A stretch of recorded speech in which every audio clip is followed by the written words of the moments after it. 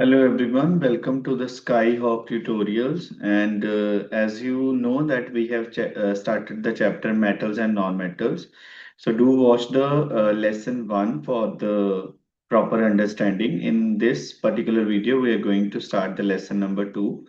In the previous video, we have discussed about the physical properties of metals and non-metals. We have discussed about the what metals are, what non-metals are, and we have also discussed about some properties like lustrity, malleability, hardness, ductility, and so on.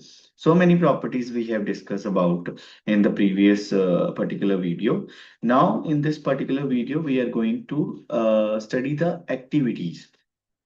Okay, through the activity, we will understand each one of the property so that the understanding would be more clear. So now, first one is the luster property. As we have discussed, the metals have the shining luster, है ना? तो metal का हमने पढ़ा था कि metal जो होती है उसका लस्टर होता है।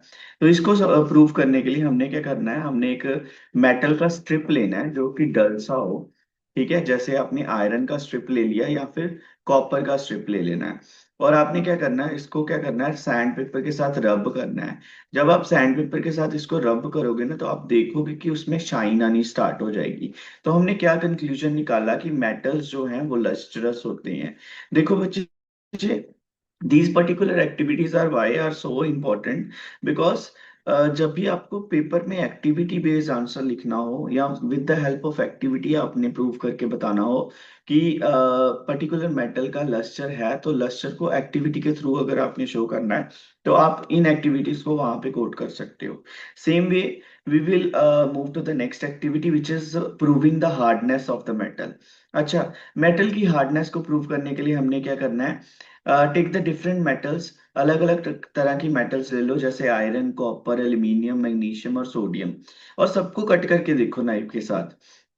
ठीक है, आप क्या ऑब्जर्व करोगे कि जो सोडियम है और मैग्नीशियम है ना, सिर्फ इसी को कट किया जा सकता है नाइफ के साथ। इट मींस जो सोडियम और मैग्नीशियम होता है, ये दोनों एक ऐसी मेटल्स हैं जो क्या होती हैं, जो क्या सॉफ्ट होती हैं, सॉफ्ट फॉर्म में होती हैं। इसके अलावा हम फिर कह सकते हैं, इसके अलावा हमारे पास पोटाशियम भी एक ऐसी मेटल होती है जो कि होती है सॉफ्ट फॉर्म में एग्जिस्ट करती है, जिसको हम नाइफ से कट कर सकते हैं। तो क्या कंक्लूजन आया, metals are hard by nature except few metals such as sodium, magnesium and potassium. Otherwise बाकी सारी हार्ड ही होती हैं, बट यही जो तीन है ये सॉफ्ट फॉर्म में एग्जिस्ट करती हैं। इसके अलावा when we move to the next activity which is malleability of the metals। malleability का मतलब ये होता है कि जब भी आप किसी मेटल को हैमर करते हो ना, ठीक है, अच्छे से आप उसको हैमर करते हो तो आप उसकी शेप को चेंज कर सकते हो। You can change the shape of that particular metal.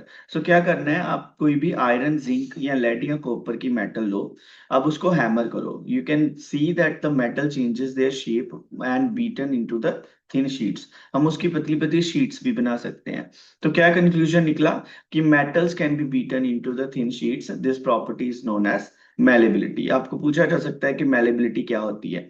The property by which the metal is beaten into thin sheets is called malleability। इसके अलावा डक्टिलिटी क्या होती है बच्चे, डक्टिलिटी का मतलब होता है मेटल को ना हम वायर्स में कन्वर्ट कर सकते हैं। ठीक है, मेटल की वायर बन सकती है, जैसे आपने देखा होगा कॉपर की वायर होती है ना, एल्यूमिनियम की वायर्स होती हैं। तो कहता one should note that wires are made up of metal, copper, iron, aluminium and lead.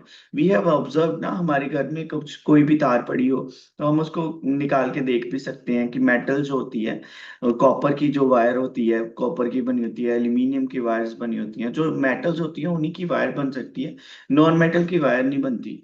इसका इन्फ्लुएंस क्या निकला हमारे पास, कि metal can be pulled into wire। this property is called ductility। this is very important thing कि ductility क्या है। जब भी हम मेटल को वायर्स में कन्वर्ट कर सकते हैं, जिस प्रॉपर्टी को क्या बोला जाता है, उस प्रॉपर्टी को डक्टिलिटी बोलते हैं। इसके अलावा metals are conductor of heat. इसको आप कैसे प्रूव करोगे, देखो बच्चे, यू कैन टेक द, आपने क्या करना है, एक ऐसा सेटअप लगाना है, आपने एक क्लैम्प स्टैंड लगा लेना है। क्लैम्प स्टैंड के यहाँ पे आपने एक ना आयरन का नेल लगाना है। नेल को आपने यहाँ पे फिक्स कैसे करना है, वैक्स लेना है, कैंडल का वैक्स ले लेना, उसको थोड़ा सा निकाल के वैक्स को इसके साथ फिक्स करके यहाँ पे जोड़ देना है इसको, अपने नेल को। तो आप क्या करोगे, जब आप बर्नर चलाओगे ना, तो बर्नर को आपने हीट करना है, यहाँ पे जो रोड है उसको दूर से थोड़ा हीट करना है। तो आप क्या पाओगे कि जितने भी इसके अंदर जो पार्टिकल्स होंगे वो हीट अप हो जाएंगे, और सारा ये रोड है धीरे धीरे हीट अप हो जाएगा, जिसके कारण ये वैक्स जो है वो पिघल जाएगा। वैक्स पिघलने के साथ क्या होगा, ये जो हमारे पास नील है, ये डिटैच हो जाएगा इस पर्टिकुलर पोजीशन से और नीचे गिर जाएगा। तो इससे हमें प्रूफ हो जाएगा कि जो मेटल्स होती हैं वो गुड कंडक्टर ऑफ हीट भी होती हैं, क्योंकि हमने हीट तो यहाँ से किया था, पर कील दूर लगा था, पर फिर भी वो नीचे गिर गया, डिटैच हो गया उस पोजीशन से। वाई? बिकॉज यहाँ पे हमें प्रूव हो गया कि जब भी हम मेटल मेटल के किसी एक साइड को हीट करते हैं, तो वो थ्रू आउट सारे ही पार्टिकल्स कंडक्ट कर लेते हैं, और पूरी रॉड ही गर्म हो जाती है, जिसके कारण ये कील नीचे गिर गया था। ठीक है। तो इसके अलावा इन्फ्रेंस क्या निकला फिर, metals conduct heat which metal melts the wax at the other end. As you see ना, कि हमने जब इसने इसने हीट कंडक्ट कर ली, तो ये जो कील है नीचे गिर गया और वैक्स मेल्ट हो गई, तभी गिरा था। ठीक है। तो उसके बाद metals are the conductor of electricity. ठीक है, इसको प्रूव करने के लिए आपने एक सेटअप लगाना है, आपने एक बैटरी लेनी है, सेल ले लेना। ठीक है। तो उसके साथ एक बल्ब लगा लेना छोटा सा, एक स्विच लगा लेना इफ यू नीड इट। उसके अलावा दो क्लिप्स लगा लेने हैं, क्लिप्स आप हेयर वाले क्लिप्स भी लगा सकते हो। और एक साइड का आप वायर इस साइड कनेक्ट कर दोगे, एक क्लिप लगा दोगे, देन इसमें थोड़ा गैप रखोगे, क्लिप लगाओगे, एंड देन फिर एक वायर को बल्ब के इस साइड पे और इस साइड से कनेक्ट करके आपने यहाँ पे ऐसा सेटअप बना लेना है। अब आपने क्या करना है, आपने देखना है जब ये क्लिप्स दोनों एक दूसरे से टच होंगे ना, तो ये बल्ब ग्लो करेगा। ठीक है, क्योंकि सर्किट कंप्लीट हो जाएगा और इलेक्ट्रिसिटी पास करने लगेगी, है ना, करंट पास करने लगेगा, और करंट करंट पास होगा तो ये बल्ब जो है वो ग्लो करने लगेगा।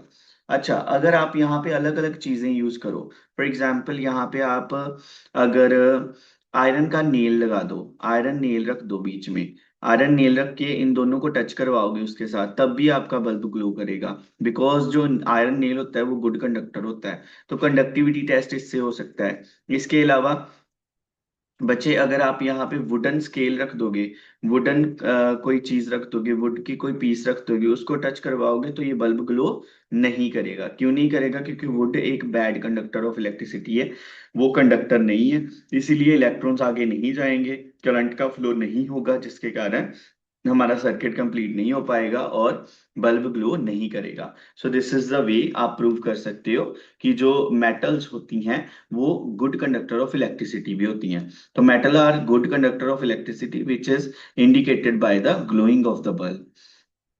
ठीक है। इससे जो physical properties of non metal आगे आ जाती हैं, उसमें हम क्या देखते हैं कि जो कुछ एलिमेंट कलेक्ट कर लेने हैं हमने, कार्बन, सल्फर और आयोडीन। बच्चे, कार्बन, सल्फर और आयोडीन की अगर हम प्रॉपर्टीज इनकी देखते हैं, तो अगर हार्डनेस की बात करूं तो कार्बन हार्ड होता है, सल्फर सॉफ्ट होता है, आयोडीन भी सॉफ्ट होता है। अगर मैं उनके सरफेस की बात करूं कि लस्टर है कि नहीं, तो कार्बन और सल्फर में कोई लस्टर नहीं है, बट आयोडीन अगर सॉलिड फॉर्म में होता है ना बच्चे, अगर सॉलिड फॉर्म में है तो इसका लस्टर होता है। पर अगर इसको हम लिक्विड फॉर्म में कन्वर्ट कर दें, या फिर ये गैसियस फॉर्म में हो, ठीक है, तो फिर इसका लस्टर खत्म हो जाता है, तब ये चमक चमक इसमें नहीं रहती। ठीक है। तो ऑलवेज रिमेम्बर कि जो आयोडीन होता है, ये एक ऐसी नॉन मेटल है, ये एक्सेप्शन है, एक ऐसी नॉन मेटल है जिसका कि लस्टर होता है, अदरवाइज बाकी नॉन मेटल्स का लस्टर नहीं होता, आयोडीन का लस्टर होता है। और होता सिर्फ सॉलिड स्टेट में ही है, अगर वो लिक्विड या गैसियस स्टेट में हो तब ये लस्ट्रस प्रॉपर्टी शो नहीं करता। इसके अलावा ये हीट को कंडक्ट नहीं करते, जितने भी नॉन मेटल है, मेलेबिलिटी ये शो नहीं करते, इनको हम हैमर करके इनकी थिन शीट्स नहीं बना सकते, डक्टिलिटी भी शो नहीं कर सकते, नॉन मेटल्स की वायर नहीं बनती, साउंड प्रोडक्शन ये नहीं करते, सोनैरिटी इसमें नहीं होती। अच्छा, इलेक्ट्रिसिटी अगर मैं बात करूं तो कार्बन की एक ही फॉर्म होती है जो ग्रेफाइट होती है, मैंने लास्ट वीडियो में भी बताया होगा कि ग्रेफाइट जो है वो कार्बन की एक एलोट्रोप है, और ये एलोट्रोप ऐसी है कि ये एक नॉन मेटल होने के बावजूद भी एक गुड कंडक्टर है। पेंसिल का लेड जो होता है वो ग्रेफाइट का ही बना होता है। इसके अलावा सल्फर और आयोडीन हमारा कंडक्ट नहीं करता। So, this is all for today's video. In the next part, we will discuss the chemical properties of metals and non-metal. So, stay tuned. Thank you so much for watching.